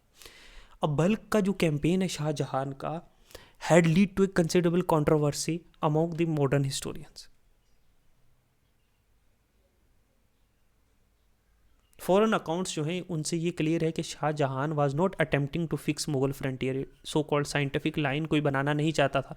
अमू दरिया जो ऑक्सेन है ना, अमू दरिया वी हैव सीन, वो हार्डली कोई डिफेंसिव लाइन थी। नोर शाहजहां जो है वो मोटिवेटेड था किसी भी डिज़ायर से कि वो समरकंद और फरगाना को जो है अपने जो है वो कॉन्कर करे, मुगल्स की एक्चुअल जो है होमलैंड थी। थ्रू जो मुगल एम्पायर जो है वो फ्रिक्वेंटली टॉक्ड अबाउट बात करते थे। शाहजहां का ऑब्जेक्टिव इट सीम कि वो एक फ्रेंडली रूलर जो है वो सिक्योर करना चाहता है, एक फ्रेंडली रूलर बल्कुल बादशाह को अपने हिस्से में अपनी तरफ लाना चाहता था, और जो एरिया बॉर्डर करते थे काबुल को उनको सिक्योर करना चाहता था, जो रूल किए जाते थे तैमुराइद प्रिंस के द्वारा 1585 तक। This he believed would also, ये हेल्प भी करेगा जो जो अफगान ट्राइब्स है जो गजनी में रह रहे हैं जो उससे डिससेटिस्फाइड है उनको कंट्रोल करेगा, और खैबर पास को भी अपने हिस्से में ले लेगा, कंट्रोल करेगा। कैंपेन सक्सेस थी मिलिट्री सेंस में, लेकिन मुगल ने कॉन्कर किया बल्क को है ना, और डिफीट भी किया उज़्बेक्स के अटेम्प्ट को। ये पहली सिग्निफिकेंट विक्ट्री थी इंडियन आर्मी की, इंडियन आर्म्स की इस रीजन। अब शाहजहां के पास रीज़न था सेलिब्रेट करने के लिए, हो ever it was beyond the strength ये मुगल के वो मेंटेन कर सके अपना इन्फ्लुएंस जो है बल्क में लंबे अरसे तक। पॉलिटिकली भी ये डिफ़िकल्ट था कि वो सलन जो पर्शियन हॉस्टाइल है और अनफ्रेंडली जो लोकल पॉपुलेशन है उनको कंट्रोल करवाए। ऑल इन ऑल जो बल्क की कंपेन थी उसने कहीं ना कहीं मुगल आर्म्स की जो है इज्जत उस टाइम पे बढ़ाई, और इसने जो है कहीं ना कहीं एक लिटिल पॉलिटिकल एडवांटेज भी दिया। Perhaps it would have been, ये और ज़्यादा फ़ायदा होता मुगल्स के लिए अगर वो कंसिडरेबल एक्सपीडिशन में आदमी और पैसा दोनों को बचा सकते, जो शाहजहां ने फर्मली अडेयर किया काबुल गजनी कांदार लाइन जो अकबर ने जो है सेटअप की थी। एज ए रूलर बल्क के नासिर मोहम्मद जो है वो फ्रेंडली रहता है मुगल्स के साथ as long as he was, जब तक वो जिंदा रहा, और कॉन्स्टेंटली एक्सचेंज करते रहे, एनवॉय दोनों के बीच में होते रहे। तो जो बल्क की एक्सपीडिशन थी वो उससे कहीं ना कहीं उन्हें रोक दिया उज़्बेक को इकट्ठे होकर, उज़्बेक स्टेट्स को इकट्ठे होने के लिए, और कोई भी डेंजर जो है काबुल को मुगल्स का जो काबुल था उसको देने के लिए, कोई भी ख़तरा जो था उससे बच गए। पर्शियन जो ईरानियन थे और मुगल्स का जो रिलेशनशिप लास्ट फेज जो सेटबैक था बल्क था उससे जो है उज़्बेक को कहीं ना कहीं और हॉस्टाइल हो गए काबुल रीजन को, और अफगान ट्राइब जो थी वो अनरेस्ट में आ गई जो खैबर गजनी एरिया में।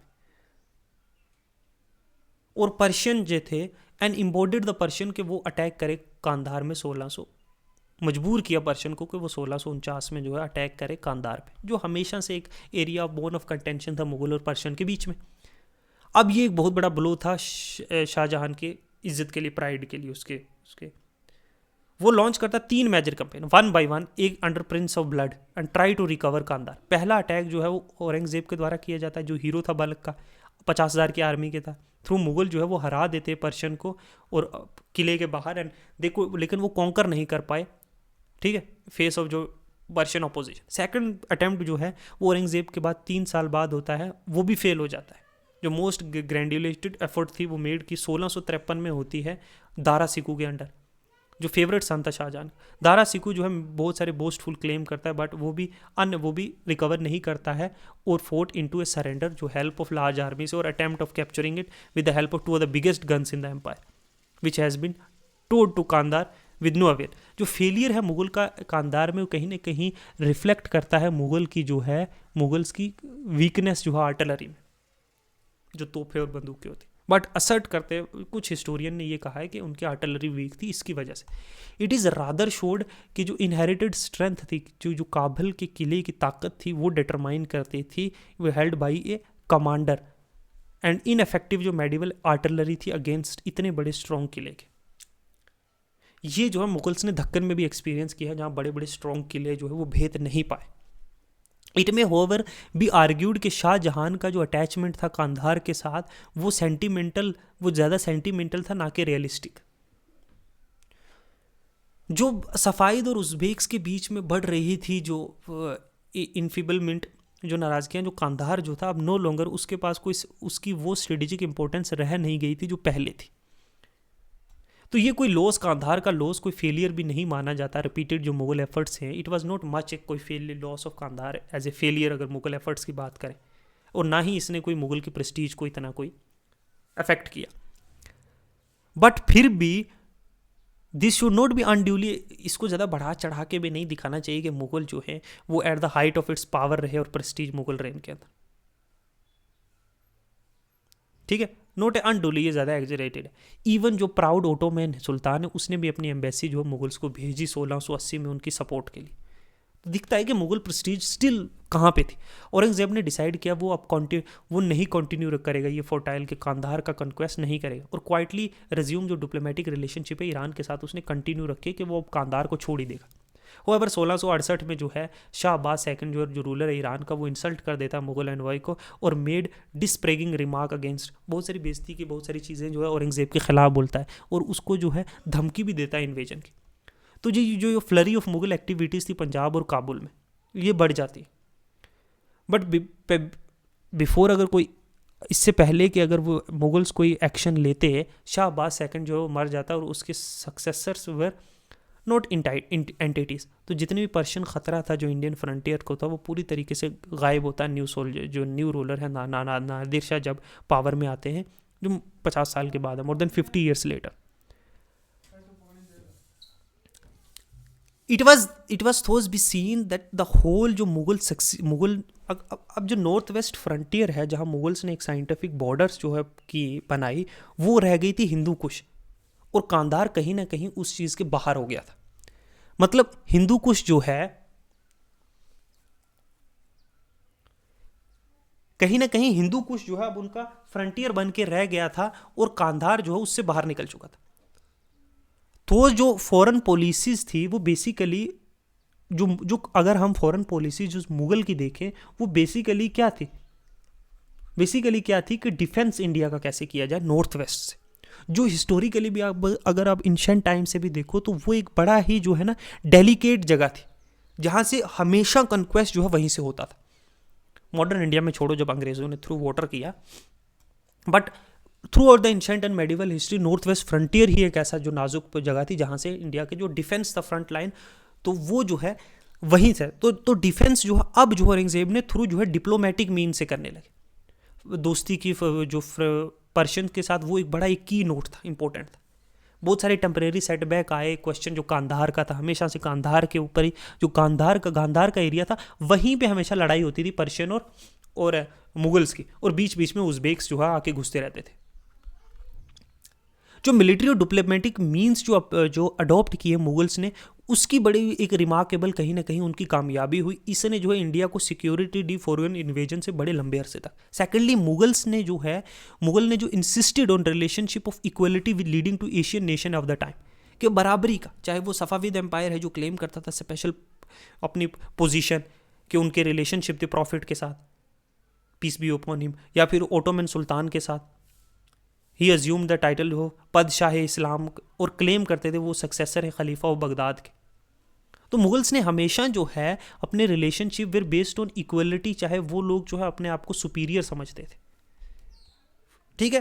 थर्डली जो मुगल ने यूज़ की फॉरेन पॉलिसी जो प्रमोट किए इंडिया के कमर्शियल इंटरेस्ट और उनके ट्रेड रिलेशंस, और काबुल और कांधार जो थे दो ट्विन गेट्स से जहाँ से इंडिया का ट्रेड जो है सेंट्रल एशिया में और फैल सकता था और इनकम होती यहाँ से। ग्रोथ ऑफ एडमिनिस्ट्रेशन और मनसबदारी सिस्टम और मुगल एम्पायर। अब हम देखते हैं ग्रोथ ऑफ जो एडमिनिस्ट्रेशन, जो मुगल मनसबदार और मुगल आर्मी। देखो एडमिनिस्ट्रेटिव मशीनरी है और अगर रेवेन्यू सिस्टम की हम डेवलपमेंट हुआ जो अकबर के दौरान, वो मेंटेन किया गया। जहांगीर और शाहजहां ने भी कुछ माइनर मॉडिफिकेशंस तो आती रही। कुछ इंपॉर्टेंट चेंजेस जो थी जिन्होंने अफेक्ट किया फंक्शन मनसबदारी सिस्टम का, वो देखते हैं। जैसे अकबर के अंडर जो मेंटेनेंस थी उसकी कंटिजेंट का, या फिर जो मनसबदार था वो पे किए जाते, एवरेज 240 रुपये जो है पर साल हर सवार को। लेटर इन टाइम जो जहांगीर के टाइम पे ये रिड्यूस कर दिया गया 200 रुपये पर एनम, और मनसबदार को अलो था कि वो 5% जो टोटल सैलरी का जो बिल है वो ऑफ जो मनसबदार है वो जो है खुद रख सकता है, रिटेन कर सकता है, वेरियस जो बाकी जो खर्चे उनको देखने के लिए जो कंटिजेंट में होंगे। अब मुगल जो है वो फेवर करते थे मिक्स कंटिजेंट, मतलब जो है लोग जो है वो अलग अलग जो है, ईरानी भी थे उसमें, तुर्रानी थे, मुगल थे, इंडियन अफगान थे, राजपूत थे, अलग अलग जो है क्रीड से जो है वो बिलोंग करते थे। दिस वॉज टू ब्रेक कहीं ना कहीं जो स्पिरिट थी ट्राइबल और एथिकल जो एक्सक्लूसिवनेस है ना उसको तोड़ने के लिए। होएवर जो इन सर्कमस्टांसेस में जो है एक मुगल या फिर राजपूत मनसबदार था, उसको अलाउ था कि वो मुगल और राजपूत सिर्फ कि वो अपने लोगों में से ही लोगों को सेलेक्ट कर सकता है, एक्सक्लूसिवली मुगल और राजपूत लोगों को भी रख सकता है, एज हमने जैसे नोट देखा था। तो जो नंबर ऑफ बाकी मॉडिफिकेशन जो कैरी आउट हुई इस पीरियड में जहांगीर और शाहजहां के टाइम पे, वो थी कि ज़ात की सैलरी और कम की गई, रिड्यूस ज़ात सैलरी। तो जहांगीर ने इंट्रोड्यूस किया एक सिस्टम वेयर कुछ सेलेक्टेड नोबल्स थे, उनको अलाउ किया गया कि वो लार्ज कोटा जो है ट्रूप्स का वो मेंटेन रखेंगे बिना ज़ात के रैंक को बढ़ाए। दिस वाज दू असफ जी असफ सिस्टम, मतलब लिटरली कि 2 या 3 घोड़े, ट्रूप्स जिसके पास 2 या 3 घोड़े, जो एम्प्लाई करता था मनसबदार को होल्डिंग ए रैंक, जो हैड टू मेंटेन और पे करना पड़ेगा डबल कोटा ट्रूप्स को, इंडिकेटिंग टू सवार रैंक। अब मनसबदार जो होल्ड करते थे ज़ात रैंक 3000 और 3000 सवार दू अस्फा सी अस्फा, मतलब से अस्फा मतलब मैं रिको उसको जो है, मतलब जो 3000 ज़ात का है उसको 6000 जो है ट्रूप्स मतलब सिपाही जो है वो मेंटेन करने पड़ेंगे। नॉर्मली कोई मनसबदार को जो है no mansabdar was given a sawar rank which was higher than his zat rank. ज़्यादातर जो सवार रैंक है, ठीक है, उसके ज़ात रैंक से ज़्यादा नहीं था उसका सवार रैंक, लेकिन एक्सेप्शन से एक फर्दर एक और मॉडिफिकेशन आया विच कम इनटू अवर नोटिस के ड्यूरिंग शाहजहां के हुक्मरान मतलब शाहजहां के दौर में जो एम था वाज एम के वो ड्रास्टिकली रिड्यूसिंग नंबर ऑफ जो सवार है उनको कम किया जाए नोबल्स के पास। ए नोबल वाज रिक्वायर्ड कि मिनिमम कितना, रिड्यूसिंग द नंबर ऑफ सवार जो एक मेंटेन कर सकता है एक नोबल। तो एक नोबल को एक्सपेक्ट किया जाता था कि वो मेंटेन करे एक कोटा जो 1/3 ऑफ सवार रैंक, जितना उसकी सवार रैंक है 3000, उसका 1/3 कोटा उसको मेंटेन करके रखना है। इन सर्कमस्टांसिस 1/4 भी होता था। तो एक नोबल जिसका रैंक 3000 है, ठीक है, और 3000 सवार हैं, वो मेंटेन करेगा नॉट मोर देन 1000 ट्रूप नहीं होने चाहिए, 1000 से ऊपर ट्रूप ये नहीं होने चाहिए, but it would be doubled, it would mean कि 2000 ट्रूप से अगर ऑफिस रैंक 3000 सवार 1/3 कि अगर 3000 सवार हैं तो कम से कम 1000 उसको सिपाही भी मेंटेन करने पड़ेंगे, ऐसा कुछ होता था। और जो सैलरी थी मनसबदार की वो जो है वो स्टेटेड वो रुपीज़ में ही होती थी, वो जनरली कैश नहीं दी जाती थी, not generally paid in cash, but उन्हें जागीर दी जाती थी मनसबदार को। ये जागीर जो है बिकॉज कैश पेमेंट जो है वो लाइकली जो है डिले हो जाती थी और समटाइम जो है उसमें बहुत ज़्यादा हरासमेंट होती थी, इसलिए जागीर दी जाती थी। और कंट्रोल जो है लैंड पे वो एक सोशल प्रेस्टीज भी माना जाता था। By devising A careful scale जो ग्रेडिएशन का और लेइंग डाउन मेटिकुलस रूल्स हैं बिजनेस के, जो मुगल ब्यूरोक्रेट्स थे जो ब्यूरोक्रेटाइज कर दिया था नोबिलिटी को, but they did not take away जो फ्यूडल अटैचमेंट था ज़मीन के साथ। हम ये देखेंगे फॉर दिस पर्पज जो जागीर असाइन की जाती थी, जो रेवेन्यू डिपार्टमेंट था वो मेंटेन करता था कि एक रजिस्टर इंडिकेटिंग कि कितनी इनकम है वेरियस एरिया से।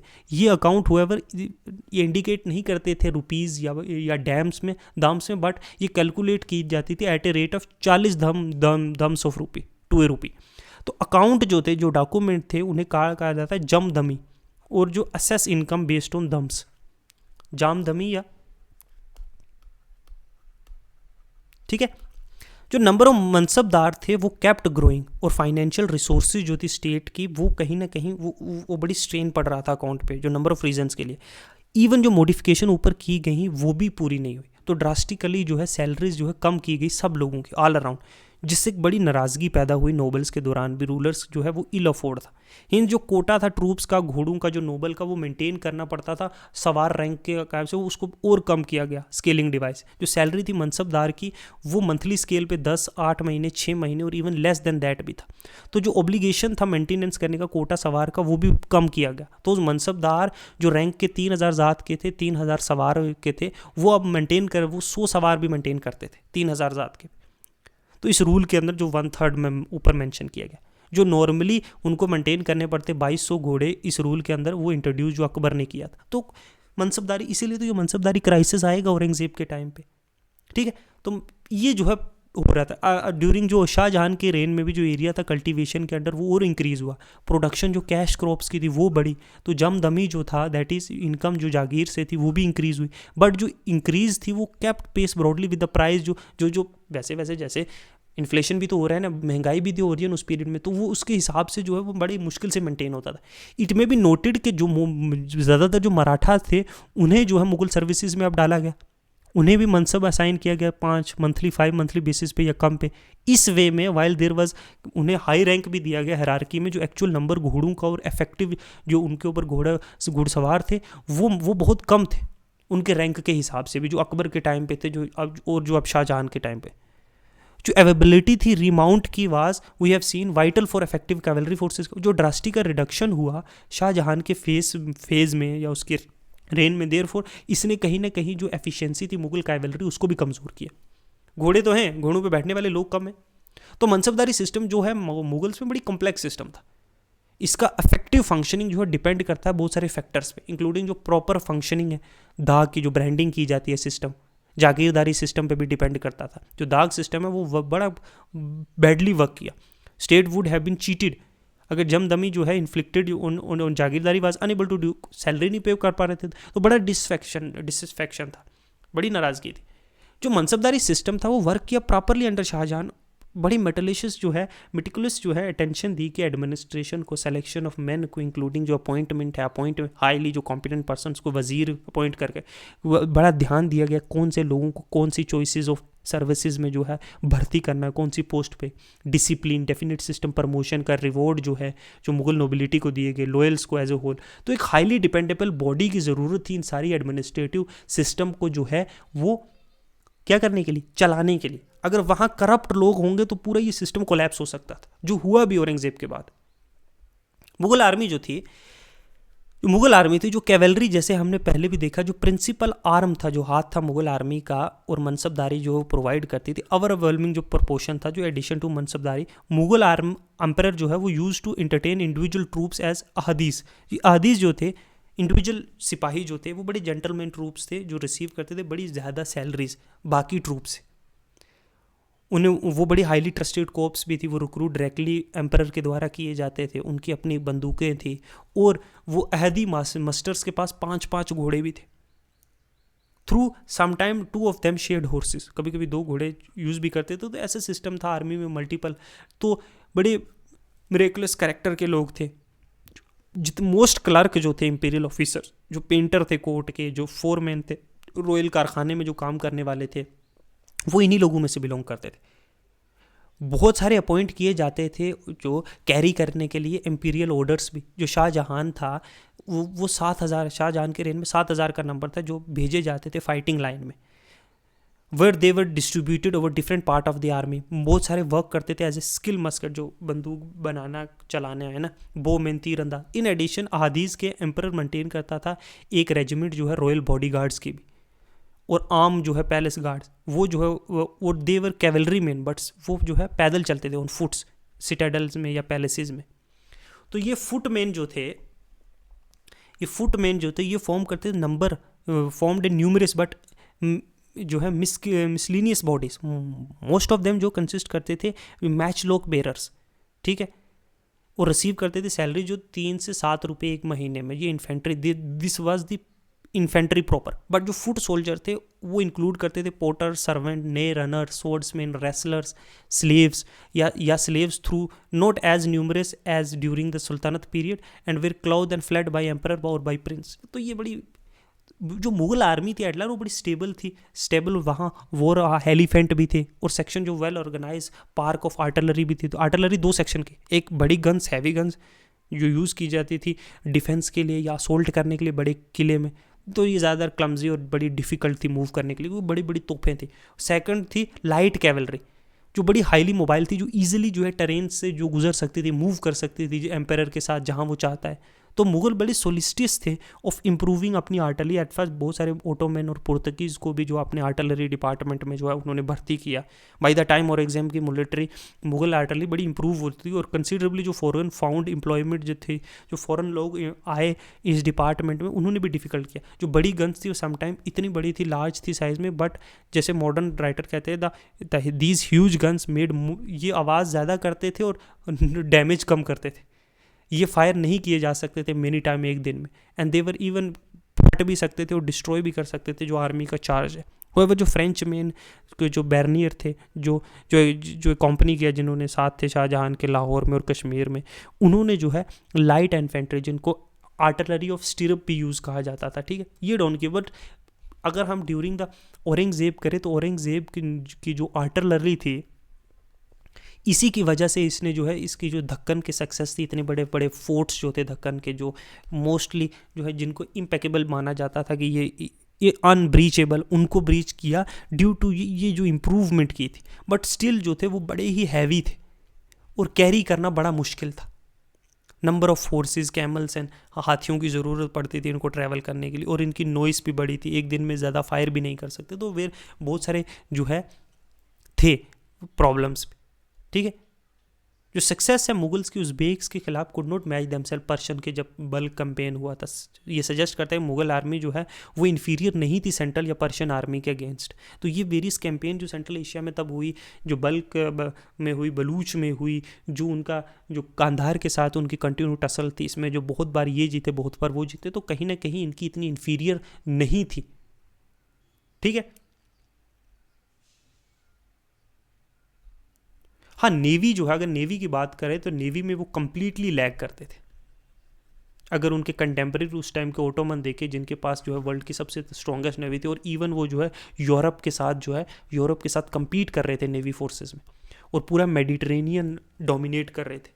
वहीं जो है मुगल जो है वो कम्प्लीटली लैग करते थे नेवी में, इसलिए वो हमेशा जो है मेन लैंड वो हमेशा डोमिनेट करते रहे, है ना। दे कुड नॉट इवन जो पुर्तगीज़ के टाइम साथ उस टाइम जो है वो कम्पीट नहीं कर पा रहे थे नेवी में, तो नेवी में वो लैग करते थे, ठीक है। शायद उनका जो है मेन फोकस हमेशा से मेनलैंड रहा होगा, इसलिए शायद उन्होंने इतना रुचि, इतना ध्यान भी जो है नेवी में नहीं दिया, ठीक है। तो ये आज का जो है कुछ फॉरेन रिलेशनशिप्स थे, कैसा north west frontiers, Jahangir Shahjahan के टाइम का जो हमने पूरा कॉन्क्वेस्ट देखा। मिलते हैं नेक्स्ट चैप्टर में। जो फर्स्ट हाफ ऑफ हमने 16th सेंचुरी कर लिया है, 17th सेंचुरी, अब हम थोड़ा औरंगजेब की तरफ चलेंगे और फिर जो है कंक्लूड करेंगे मुगल एम्पायर और मेडिवल हिस्ट्री पूरा, ठीक है। तो आज के लिए इतने रखते हैं। Thank you, good bye.